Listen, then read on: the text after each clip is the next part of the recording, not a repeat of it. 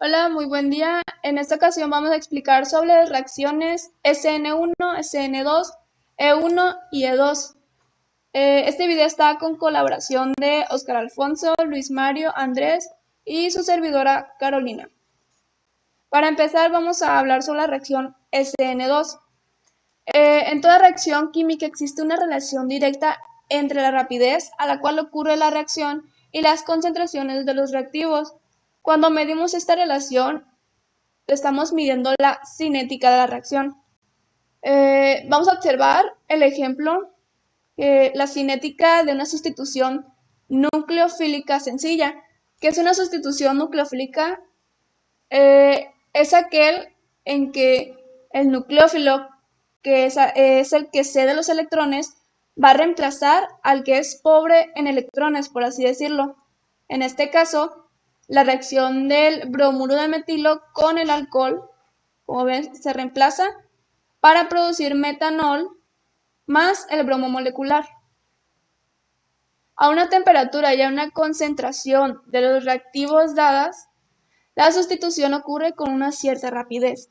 Si duplicamos la concentración del alcohol, se duplica la frecuencia del encuentro entre los reactivos de la reacción y encontramos que también se duplica la rapidez de la reacción. De una manera similar, si duplicamos en este caso el bromuro de metilo, de nuevo se duplica la rapidez de la reacción y esto en el que la rapidez es linealmente dependiente a las concentraciones de las dos especies, se le llama reacción de segundo orden.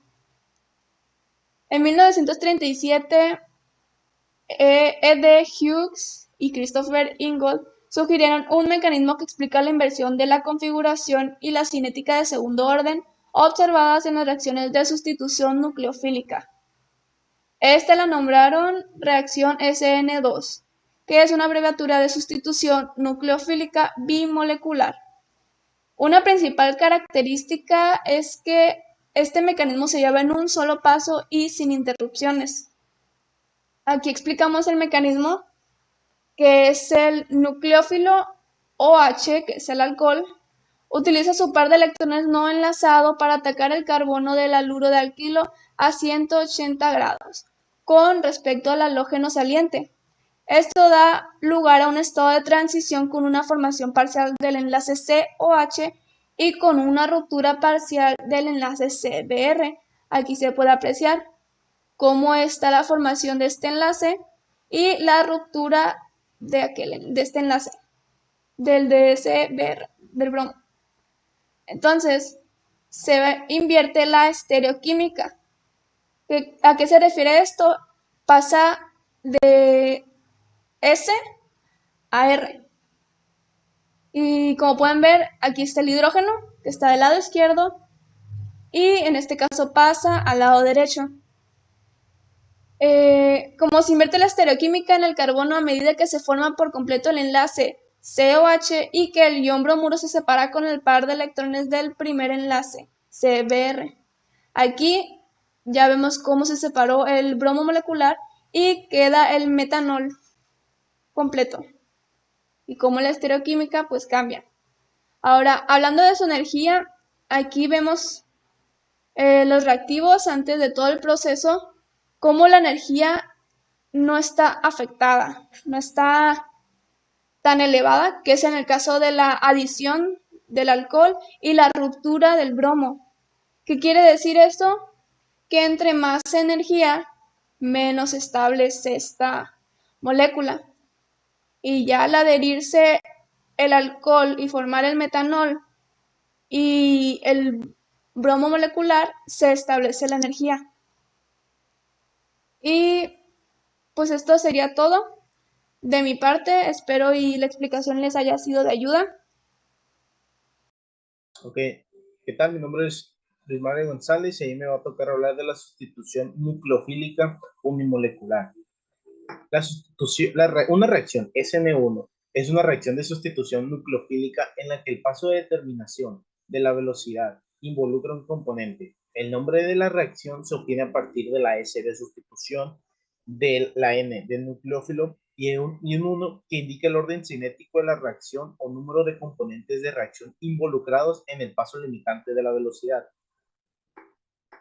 Ahora bien, los efectos del disolvente en la reacción SN1 se deben en gran medida a la estabilización o desestabilización del estado de transición. A diferencia de las reacciones SN2, los nucleófilos y su naturaleza no alteran en absoluto a una reacción SN1.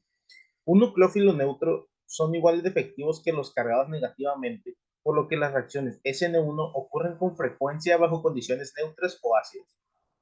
Ahora, las reacciones SN1 suceden mucho más rápidamente en disolventes fuertemente polares como el agua y el metanol que en disolventes menos polares como el éter y el cloroformo. Ahora, las reacciones es favorecida siempre que se forme un carbocatión intermediario estabilizado, y cuando más estable es el carbocatión intermediario, más rápida es la reacción SN1. Ahora, el orden de estabilidad de los carbocationes del kilo es un carbocatión terciario es más estable que uno secundario, a su vez más estable que uno primario y a su vez más estable que un metil. Ahora, debe resultar que los carbocationes alílicos y bencílicos son inusualmente estables. Ahora, las reacciones SN1 en sustratos enantioméricamente puros deben de dar productos racémicos. Es casi, pero no exactamente lo que se encuentra. De hecho, pocos desplazamientos SN1 ocurren con una racemificación completa. La mayor parte dan un menor exceso de inmersión, que será de 0 al 20%.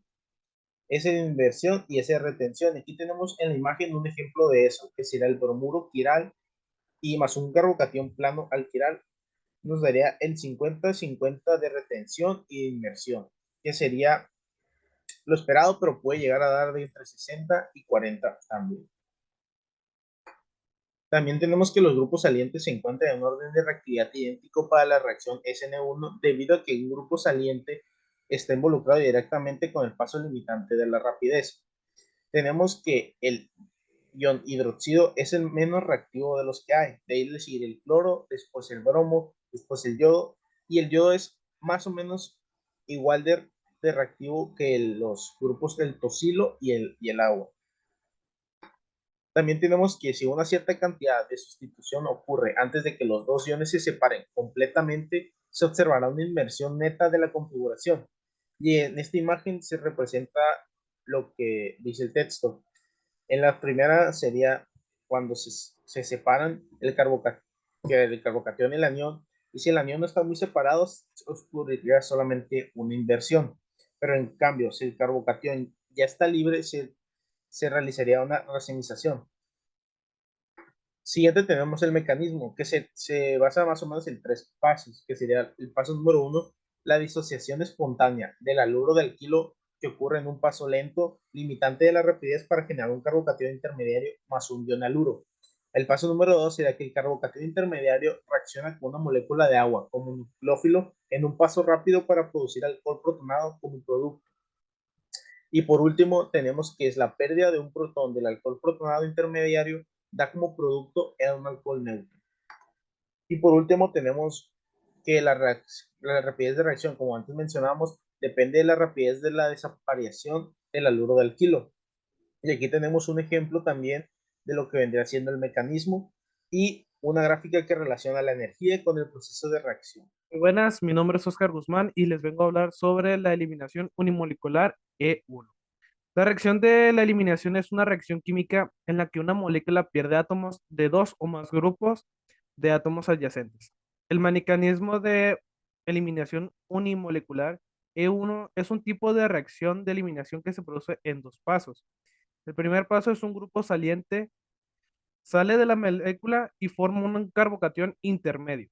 El segundo paso, se elimina un protón de un carbón adyacente, lo que da como resultado la formación de un doble enlace. La velocidad de reacción E1 depende únicamente de la concentración del sustrato y sigue una cinética de primer orden. La velocidad de la reacción es proporcional a la concentración del sustrato. La velocidad de reacción se puede expresar como K, que viene siendo el sustrato, donde K es la constante de la velocidad. En este punto vamos a hablar sobre la eliminación bimolecular E2. La reacción E2 para la eliminación bimolecular ocurre cuando un haluro de alquilo se trata con una base fuerte, como el ion hidróxido o el ion alcohóxido. Es el mecanismo más común que ocurre para una eliminación. Como se puede ver en la imagen, hay dos pasos. La base B ataca el hidrógeno vecino y empieza a eliminar el hidrógeno, al mismo tiempo que el enlace doble del alqueno comienza a formarse y el grupo X empieza a salir. Como podemos ver, el carbono alfa, que es el carbono alfa, es donde está el halógeno, y el carbono que está enlazado a este se llama carbono beta, y por lo tanto este hidrógeno también es beta. La base ataca al hidrógeno beta, esto hace que forme un doble enlace y al mismo tiempo el halógeno salga. Para que este tipo de reacción ocurra, tiene que estar en la misma posición. Como pueden ver, no hay los enlaces no son cuñas ni nada por el estilo. El punto 2 dice, se produce el alqueno neutro. Cuando se rompe por completo el enlace CH y el grupo X ha salido con el par de electrones del enlace CX. Y como puedes ver, de producto tenemos un alqueno más la base y el hidrógeno más el halógeno. Hay dos factores que caracterizan este tipo de eliminación, que sigue una cinética de segundo orden, por lo que su velocidad depende de dos factores, del sustrato y la base. Esto significa que si el sustrato y la base suben, su velocidad también va a subir. Y ese tipo de reacción sucede de un solo paso a través de un estado de transición, en el cual el enlace doble comienza a formarse al mismo tiempo que está saliendo de los grupos H y X, que es lo que dije anteriormente. En este diagrama de energía podemos ver que la energía de activación de esta eliminación es muy alta, por lo que solamente tenemos una sola dirección, por lo que si queremos regresarlos no podemos debido a que necesitamos demasiada energía para devolvernos y eso no es posible. Como conclusión, vamos a comparar la eliminación 1 y eliminación 2. En el mecanismo de E1 hay dos etapas, una lenta y otra rápida. Se forma un ion de carbono como intermedio, mientras que en el E2 solamente es una etapa. La molecularidad de E1 es unimolecular, mientras que E2 es bimolecular. En la base de E1 no importa el tipo de base, puede ser cualquier tipo de base para que se pueda hacer la eliminación, mientras que N2 necesita una base fuerte. En la cinética de E1 es de primer orden, como dice que esta velocidad es KRX, mientras que E2 es la misma, solamente que también se utiliza la base. En estereoquímica, en E1 no requiere ninguna figura particular, mientras que N2 necesita una disposición coplanar, como dije anteriormente, tiene que estar en el mismo plano. Vamos a hablar de la comparación C1 y CN2. En el mecanismo CN1, el primer paso es la ionización lenta para formar un carbocatión. La segunda es un ataque rápido sobre el carbocatión por parte de un neutrófilo. Mientras que en CN2, el neutrófilo ataca el carbono desde el lado opuesto del enlace del grupo saliente. En la cinética, NC1 es de primer orden. Su rapidez no depende de la concentración de nucleófilo. La rapidez solo depende de la concentración del sustrato. Mientras que en SN2, la velocidad de sustracción nucleófila depende del grupo saliente. También depende de la concentración del hidrógeno alqueno. Mientras que en la estereoquímica, NS1 no es definida, puede ser cualquier forma. Mientras que en NS2, el arreglo tetraico de los enlaces en reactivo se convierte en un arreglo tetraico invertido en el producto. Por lo que así afecta, tiene que ser tetraico esta. Bueno, con eso cerramos el video. Ya sería todo de nuestra parte. Espero les haya servido mucho y nos vemos.